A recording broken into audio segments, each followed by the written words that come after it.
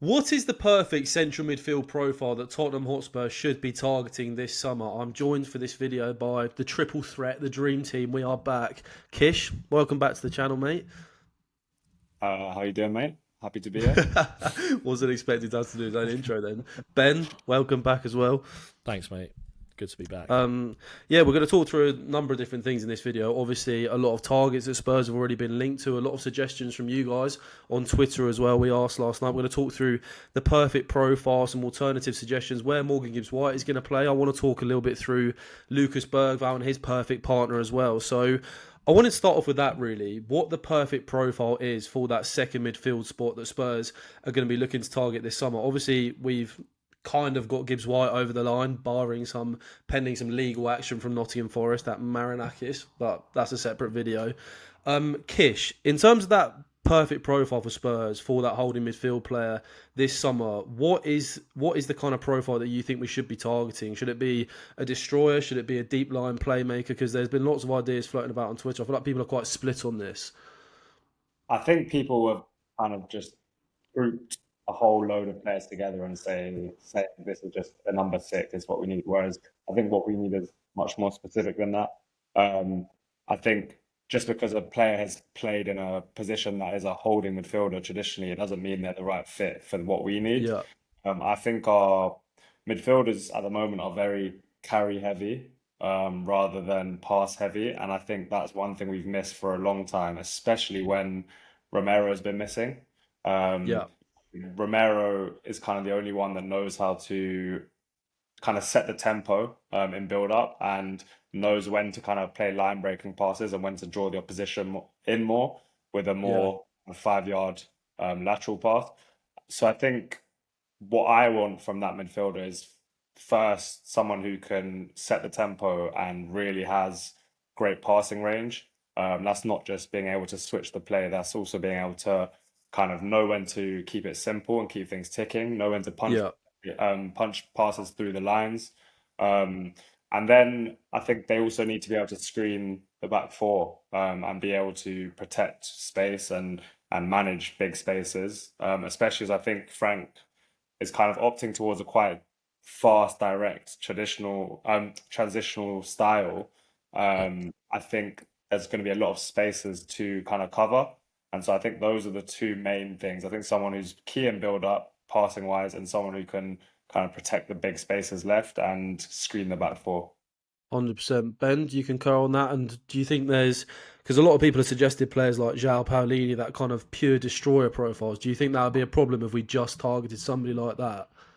I don't think it necessarily be a massive issue if we Yeah, did do something like that. But I do think you need a bit of a balance of someone who is like Kish said, a passer from deep, able to dictate the tempo, kind of slow things down. Because when you look at Bergvall, Sarr, the players kind of alongside whoever's going to play in this other pivot, Gibbs-White potentially as well, they're very intent on speeding the game up. They've got a lot of yeah, ball carriers in there. And to complement that, I think you need someone who is more of a cooler head, calm and composed. And there's no reason why someone like a bit of experience in Paulinho or someone like a Douglas Luiz wouldn't be valuable. I know Paulinho is more of that destroyer profile, which I think would be yeah, handy to add to the squad, but not necessarily a massive priority when you look at the other profiles that we've already got. Because I think Bentancur's biggest strength is his, although he has some issues, like I think is his reading of the game defensively and his interceptions. Like his tackles yeah, and interceptions numbers are very, very decent. And I think where he's playing in a system that gives him more structure and more protection around him as well, like we saw with Conte before, where his role is kind of simplified. I think you're going to see a much better version of him rather than someone who is tasked with managing like a very big space a lot of time, having to cover a lot of ground, having a lot of players around him to sort of keep track of. Whereas if he's playing in a pivot, then I think you're going to see a much more simplified version of his role and you're going to see a much better version of Bentancur for it. And I think he gives you those interceptions and that ability to break up the play they're probably looking for.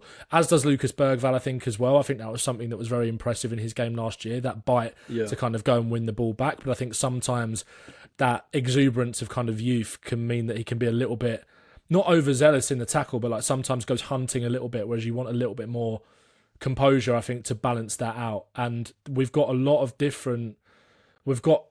players who can play in those two positions, but a lot of quite similar profiles. So I think the obvious area that we're lacking is someone who is that more of a tempo setter. Like you think Yeah. about if you're, like Kish says, although like we still don't know how Frank is going to set up and play yet, I think with the signings that we are making, Kudus and Gibbs-White potentially as well, and maybe other players to come on top of that, it does feel like what I think we're definitely building a squad to cope with all game states, which is nice because I think both of those are going to be very handy against low blocks, but also it is geared up to a more transitional style of football and that ability to move from back to front. And Brentford drawing the players in with that, drawing the press in last season with that slow build up out from the back. You think about the Norgard role. I think Frank is probably looking for his Norgard, not necessarily in terms of the experience, but in terms of that role. Someone to help in that slow build up, just be a calm head on a swivel, just knit things together. You're not looking for someone to always punch through the lines because, as Kish said as well, we've got that in Romero, but someone just to keep things ticking over really nicely, who has got a very good sense of defensive awareness too. No, 100%. I feel like, I know Kish, you've said this multiple times, and Ben, like, I feel like this is kind of a little bit of a hangover from the Ange Postecoglou era, where we had such a sort of unique system, especially midfield-wise, where you had that one number 6 who was covering so much ground and doing the job of sort of two players in a double pivot would normally cover. And I feel like those kind of profiles that we were always so desperate to have and targeting under Ange Postecoglou is different to what we actually need now. We don't need that all-action number 6 who can do absolutely everything and cover a crazy amount of ground, especially when you think back to sort of the days when we were playing James Maddison and Dejan Kulusevski in the same midfield together. So I think that's kind of where the difference has come, and where sort of people are maybe a bit hung up on that idea of a pure number 6, like you see the likes of Manchester City have, and I'm not sure that's exactly what Spurs needed. But Ben, you mentioned it briefly there with Lucas Bergvall. Kish, I wanted to go to you because Lucas Bergvall is, I think, the player who is going to be starting week in, week out if he is fit, because of, I mean, we all know the ridiculous talent that he has, right? Star boy at Spurs right now. And I feel like I haven't seen that much conversation in terms of, well, obviously we know how brilliant he was last year, but there's still some areas of his game that he needs to work on, and some areas that I'd like to see drawn out a little bit more. And in terms of the perfect profile to get the best out of him, what are the sort of areas that you want to see him level up in, and how do you think a different sort of midfield partner could help bring the best out of him next season in that number 8 role, or that sort of left-sided double pivot role? Well, I think Bergvall, in terms of what he has to his game, in terms of his raw attributes, he's very complete. I think the only kind of development is kind of the mental attributes. I think in terms of the actual tools, technically and physically, he's got everything. I think mentally, I think for me, he takes one too many touch too often, and he he does things off 3-4 touches when he can do them off 1 or 2, and constantly moving the opposition's shape with 1 or 2 touches is so much more effective than kind of dribbling towards them and then playing it. And I think on the other side, kind of out of possession, I think he can be a bit like all our midfielders. They're very eager to go and win the ball high up, and obviously that could be contextual with Ange's system, but I think they are less worried about the spaces around them and what's behind them, and they constantly want to win the ball as soon as possible. And I think someone alongside him who, one, in possession knows how to play it off 1 and 2 touch, constantly keep it ticking, and also someone who's constantly conscious about the spaces around them, what's around them. When do I go and kind of aggressively press, and when do I sit off and manage the spaces? I think those are the kind of 2 things that he probably lacks right now, and a lot of our midfielders lack, and that's why I kind of feel like that profile is needed. That often comes with, I think, a very experienced player. So it's hard to find someone who's kind of malleable and has big sell-on value, and also has those attributes, because those kind of things are learned from years and years of the game, in terms of knowing how games are flowing, knowing when kind of we need to put the pressure on the opposition, knowing when we need to calm the game down. Those things come with experience. So I think it's expected that Bergvall doesn't have them at this age, and it's also one to think about when we're targeting the next kind of player.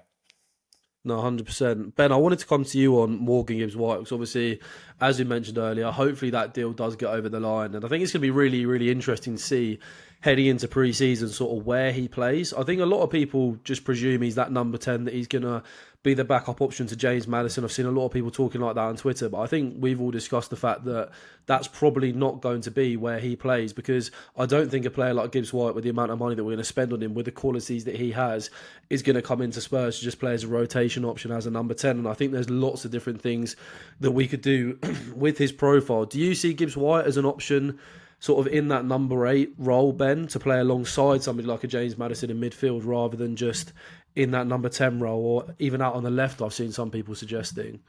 Yeah, 100%. I think he'll play both. I think we get plenty of game time in both. It's a squad game.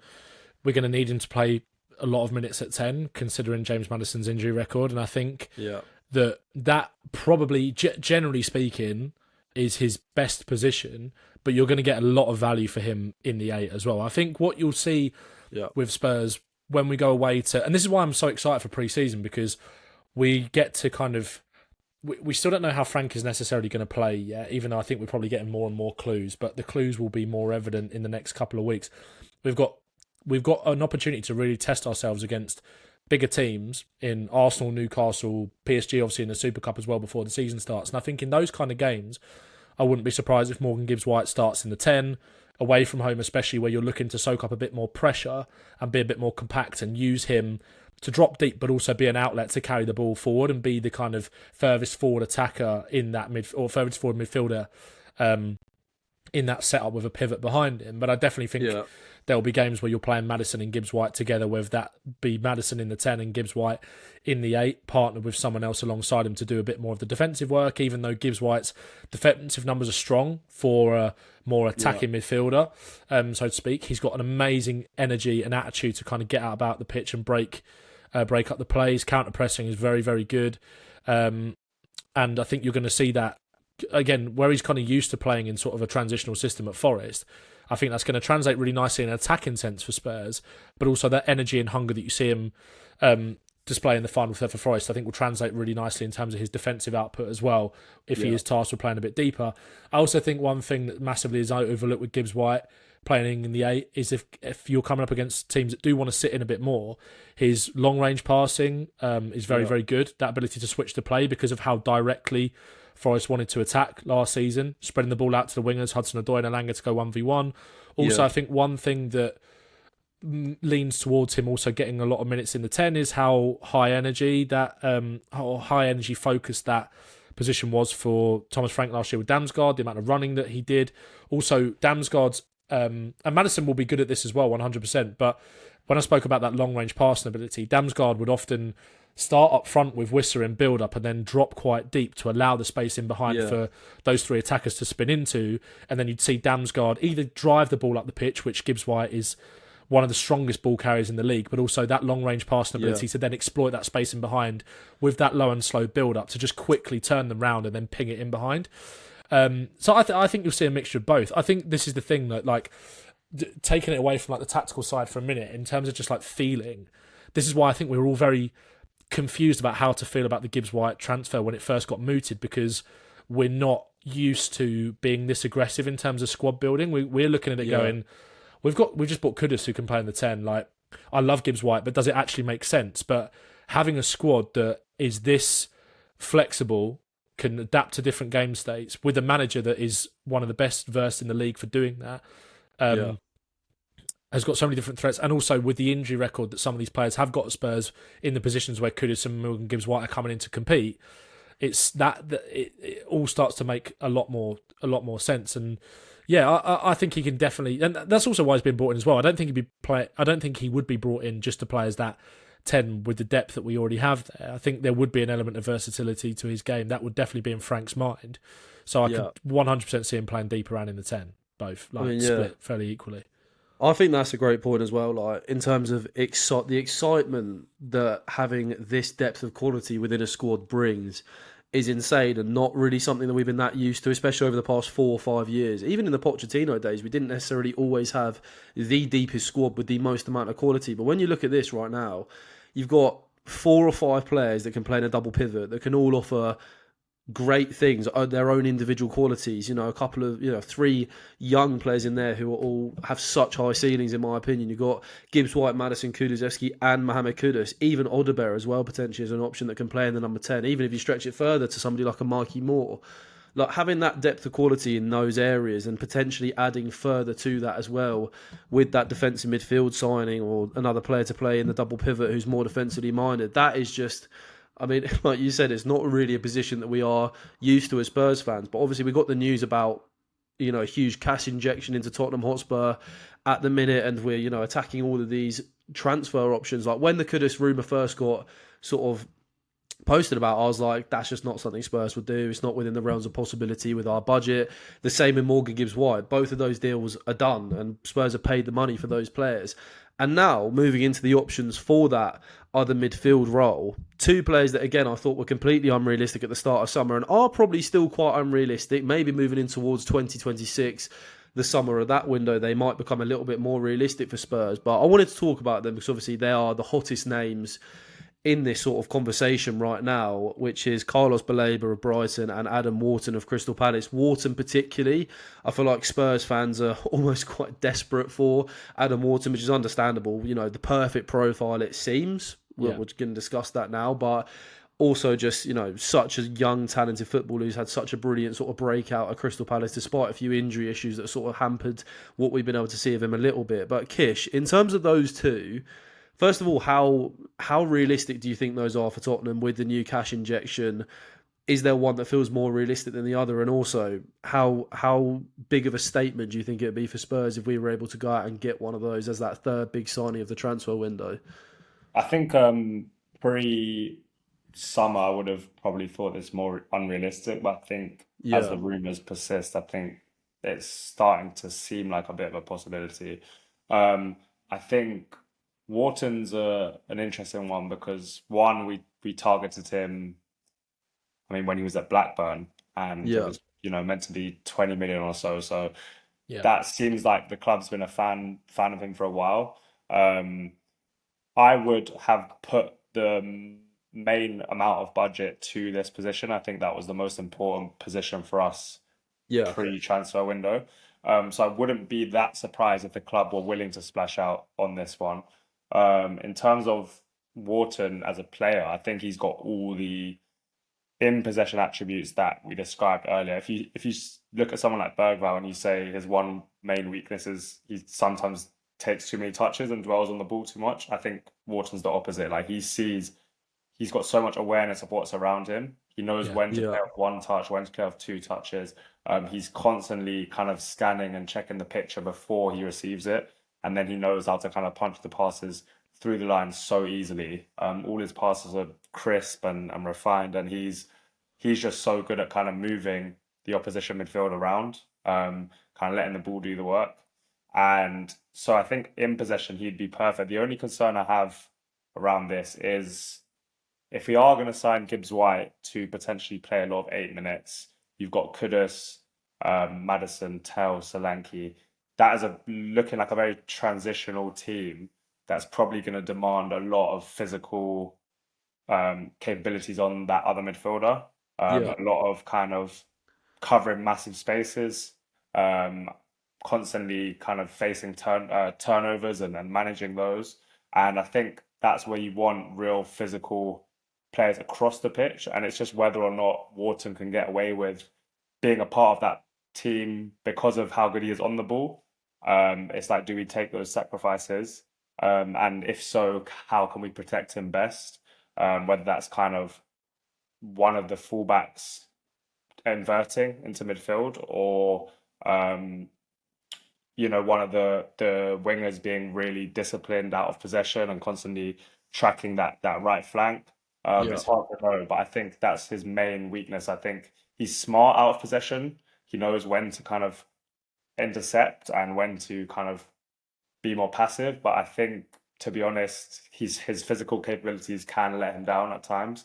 Yeah. And the Premier League midfields that he's facing are so physical, so big. It's It's interesting. It's tough interesting as art. well with him.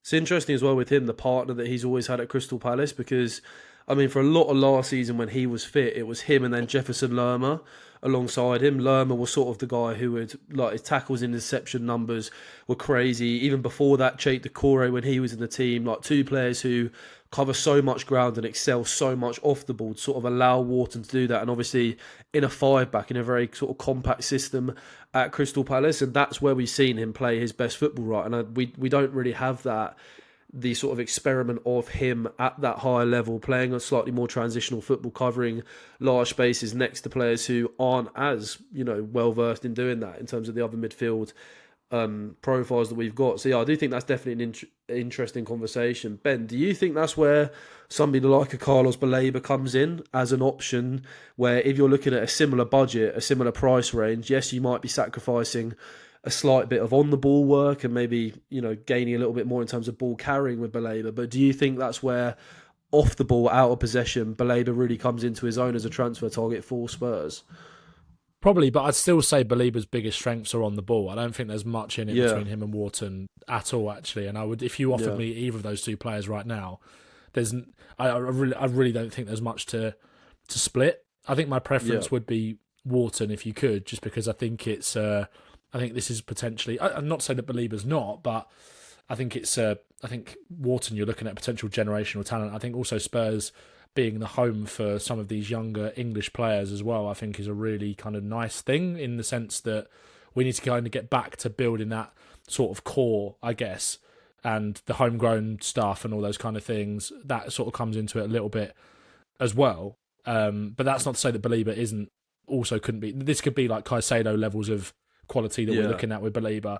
But I think that a lot of Baleba's strengths are also quite similar, maybe a little bit more robust and physical and probably better out of possession. But again, I think we saw with Wharton, like in the in the FA Cup semi-final and final, like especially the final, that balance of out of possession and in possession stuff there, like the way he competed against that midfield and knew when to jump to win the ball back. How many times? Like, I think it was, I'm trying to remember right between the semi-final and the final, but I feel like there was a goal that, it must have been in the semi, like a goal that Palace scored that came from, or a big chance that Palace had that directly came from Wharton jumping in the middle of the park. Yeah, SARS one on the break. I think the third and goal then was look how unbelievable quickly from him. Yeah, then look how quickly he just gets rid of that ball, like releases it straight away. But there's really not that much in it for me between those two. But I think my preference would be Adam Wharton. It just feels like a really, I can't really explain why, but that feels like the sort of signing I would love Spurs to make, just because of.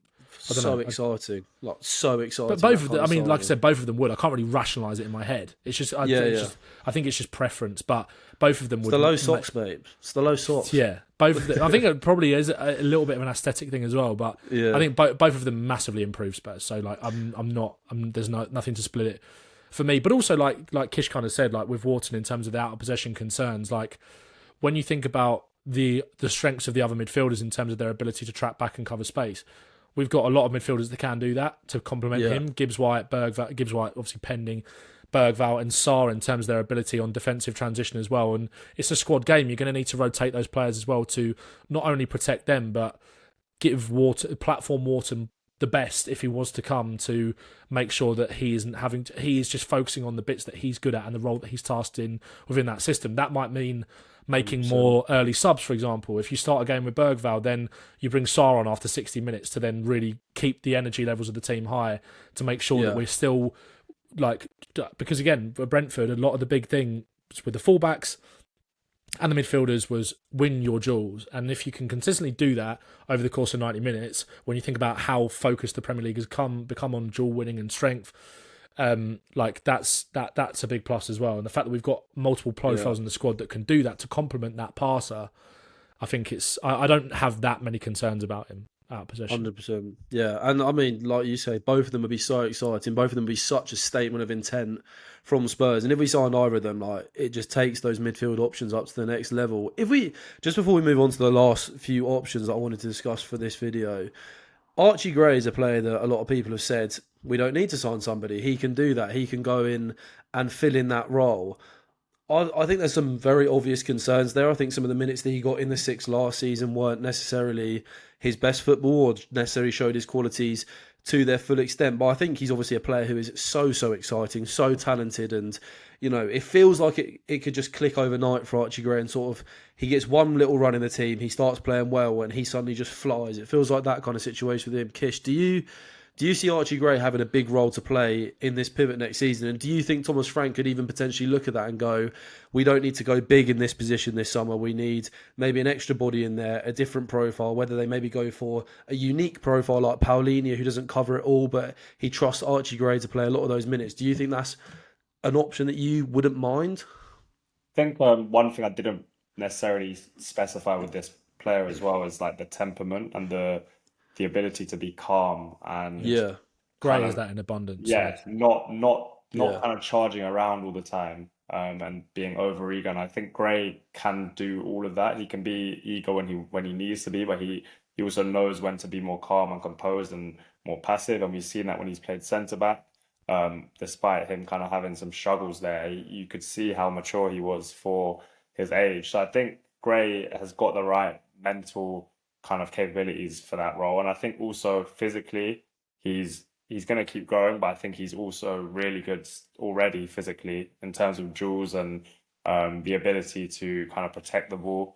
And I think we haven't seen much of this as well, but I think his passing game is strong. And I think so much about having kind of that passing game is down to the decisions you make and when to kind of play quick, when to slow it down.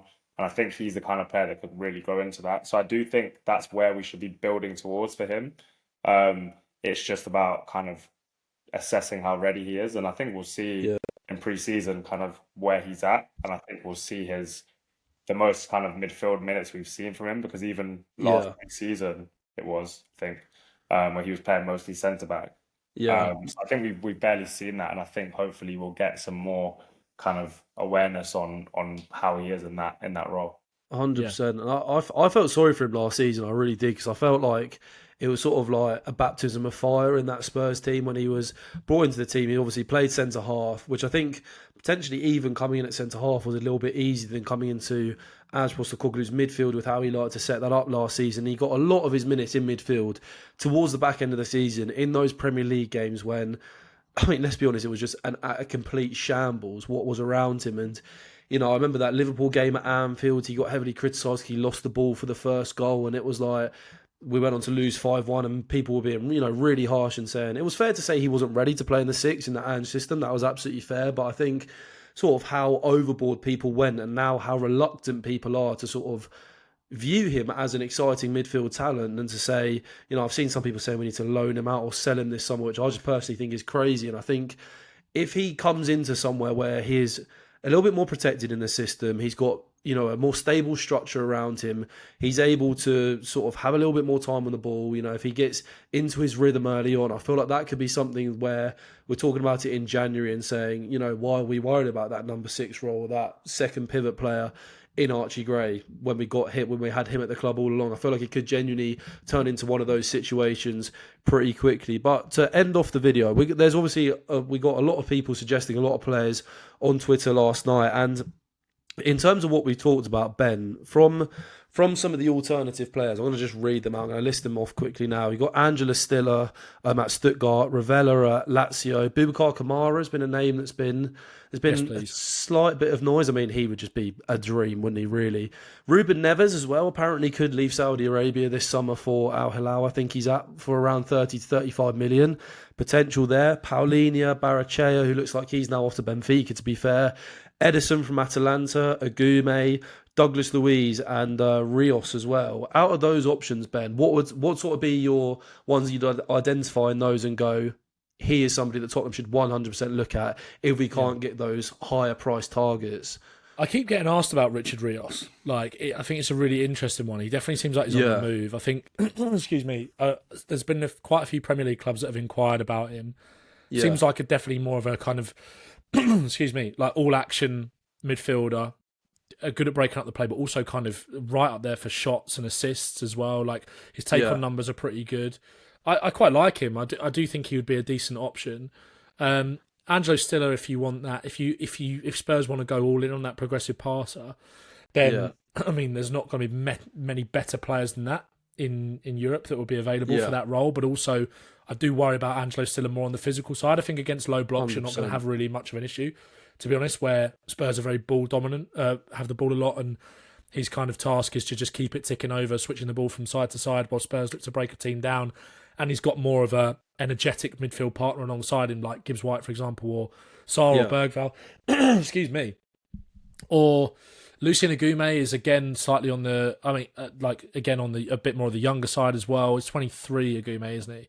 Yeah. Could be available for around £20 million. I think he's a real talent. Again, he stacks up very similarly to someone like, actually from the stats through like last season, stacks up very similarly to like Zubimendi and Norgard in terms of that ability to break play up, but also progress the ball forward. Like really talented. Also that physical frame as well, which I think is going to be important in there when we've kind of been discussing other players and what they may lack on the physical aspect. Agume, from what I've seen, and I haven't seen loads, but from what I have seen, he certainly doesn't. Boubacar Kamara, I just think would be like, I'd love that. I'd absolutely love that. He's do slight worries over his injury problems, but you know, in terms of play, by the way, we chopped him in there because Aston Villa have obviously widely reported FFP problems, and it could be, there's rumours that apparently he could be one that if they got a great offer for, they could be open to selling potentially. There's been murmurings with him for a while about like wanting to play Champions League. I mean, they obviously did play Champions League football last season, but like it feels like his agent is always talking Kamara. So you never know. I'm not sure Villa would want to sell to us, but I think he would be a quality option. In terms of the other players, I think. Who else was on that list? That got the likes of. I think the thing that's quite reassuring almost about some of these is like Ruben Neves, Douglas Luiz. I think Douglas Luiz is like Ravella, a really Luiz. I think Luiz and Ravella are players for cheap as well. Like these are options where maybe if you get to the end of the transfer window, you haven't landed your top targets. If you've got a Douglas Luiz there who's available for 25 to 30 million, you could do so much worse than that, couldn't you? Yeah, the Premier League experience, that like him and Ravella, I think that all action kind of blend. Like Luiz's progressive passing numbers are good, and his ability to break up play. Like we were talking about him as one of the best defensive midfielders in the league when he was at Villa, and obviously the narrative has flipped a little bit slightly after the fact that he hasn't really been able to nail down a place at Juve. But it's kind of he's gone for a very similar thing to Palhinha at Bayern in terms of like his stocks have dropped massively for a guy that nobody would have batted an eyelid if someone had paid £50 million or £60 million for him the summer before. It was just down to their contract situations. I would prefer someone like Luiz to Palhinha, to be honest. I like Ravella as an option as well. There's loads of that. Like it feels like now as well. Like we sort of touched on earlier, where there was so much focus on the six in Ange Postecoglou's system because they had so much responsibility and were the most important player basically in that team. Like not everything flowed through them in build up, but they had such a prominent role in it. Had such a difficult task defensively in terms of the space they had to cover as a lone six, especially when we were pushing forward with Maddison and Kulusevski. It feels like we're in a much better place now because there's a lot of really good options on the market that offer very different qualities, but also with the way that we're likely to set up in a pivot, I don't think there's as much where they're naturally going to get that protection from the people around them. There's not as much focus on getting the perfect guy. Like we're not searching for something that doesn't necessarily exist, whereas it felt like we were doing that. Also, when I say it doesn't exist, like under Ange, it felt like we were searching for like Rodri. Do you know what I mean? Yeah. Like that's kind of what it felt like we were. Exactly. So now I think this system, that structure, and the fact that there are so many different options on the market that offer different qualities, there's so many ways you can go with it. I mean, I feel a lot more calm about it now. And even if we don't actually end up signing, I would quite like us to bolster the strength in that area with more of a passing kind of player. But like, if we get Gibbs-White and then don't sign another midfielder, I'd prefer us to, but I wouldn't be that. I wouldn't kick and scream about it like we would have done last season. You've still got 5 options who are nice in a double pivot that can play. And Gray, I think you touched on it earlier. Like I wanted to speak about Gray as well. Like that's the thing that has been massively overlooked is that, like you said, when he played in midfield, it was a rag bag of a team around him. Like he's never played with strong leaders really around him at Tottenham. No. Like in his network on the pitch, like he never played with Romero behind him or never played centre half alongside Romero. And again, the same with Van der Ven. He never had a partner in midfield, and if he did play with a partner, like I think Bergvall played alongside him in a couple of the games. Maybe I can't exactly remember, or it was another younger, slightly younger option. Like if you platform Gray with like Romero behind him as a solid base, who takes a lot of the ball progression. Because that's the thing, that one thing that gets slightly overlooked in this position is that most of the ball progression at Brentford last season was done through the centre halves and the fullbacks. It wasn't always about the midfielder. It's not. There's not a massive responsibility on Gray to like be punching these passes all the time, even though it would be great to have someone who's got that in their repertoire.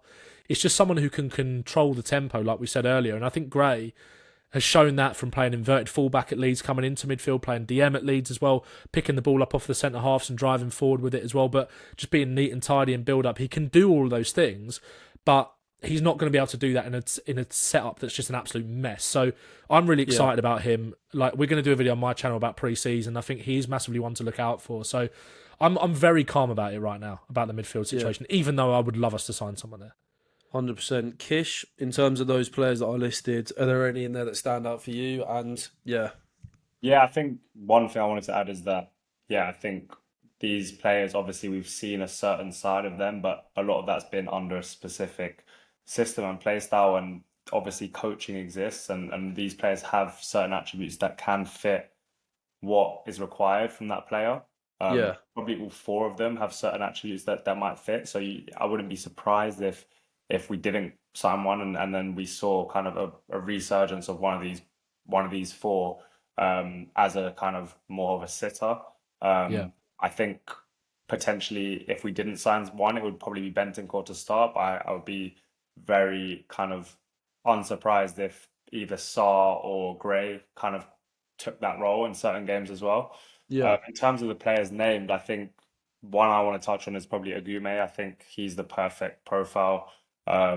He's like much more of a sitting first midfielder, very big, very strong, but really talented passer, and all kinds of different passes, like big switches of play, kind of progressive passes through the lines, but also more longer kind of through ball passes. So I think he's one that I'd be looking to. There's a lot kind of potential there as well, and I think he wouldn't cost too much. Obviously, the bigger names, Douglas Luiz, Ruben Neves, they've got kind of qualities on the ball that we don't have currently in terms of their passing range. But, that's about probably wages and things like that, and whether the club want to kind of clog up the squad even more with players that might potentially not be on the decline but won't have sell-on value necessarily. So I think there's a lot of quality in the names you've said, and there's a fair few options on the market now. I think where it's a double pivot rather than a single pivot, it kind of expands the range that we can look for. So I'm not worried about this one. I feel like this might be one that gets done later in the window. Just because of those types of players that are on that list, kind of big names that potentially want to really get out of the clubs they're at currently. So I expect this to kind of drag on a little bit. No, 100%. I think we've pretty much covered everything that we can in that video about the midfield options. I think like Ben said, it's exciting almost regardless of what happens, unless we sign like an absolute stinker that we haven't spoken about in this video. But I think with the profiles that we've already got, you can only really, from the targets that Spurs are being rumoured to be in for, you can only really add further quality. And I think it's going to be exciting to see sort of who we end up with, what direction we go with it, and where that leaves Spurs at the start of the season and what we're able to see from that in pre-season. Ben and Kish, thank you very much for coming on. There will be a video on Ben's channel, so make sure to go and check that out as well. We're going to be talking about what we're most excited to see in pre-season, which obviously starts very soon on Saturday. Can't wait to get down to Reading this weekend. But yeah, boys, thank you very much for coming on. Kish, if you wanted to let the people know where they can find you. At the moment, it's Lily White Lab on TikTok. Kish.100 is my non-Spurs football account as well on TikTok. But we will be starting YouTube as well pretty soon, so that will be Lily White Lab on YouTube as well, so keep an eye out for that. And Ben? YouTube, Ben Bowman, TikTok as well over there. Ben Bowman THFC, and then just my main channel. Lots of Spurs content on there. Pre-season coming up, looking forward to it. And nice one. There you go. Thank you very much for watching, guys. If you are new to the channel, obviously, please subscribe, drop a like on the video. It'd be much appreciated as well. And see you next time.